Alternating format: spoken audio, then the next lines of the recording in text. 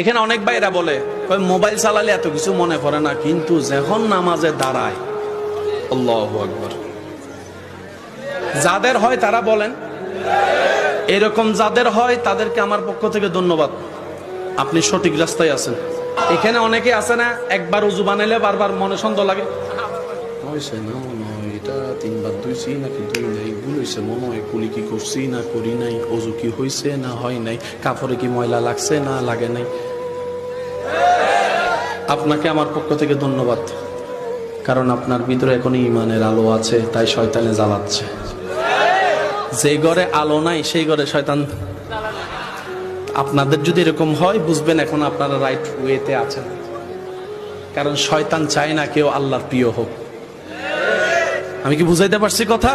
তো এরকম হলে মন ছোট করেন না যে নামাজ ঢুকলামই সব ধরনের চিন্তা চলে আসছে, আপনি শুকরিয়া করবেন, আল্লাহ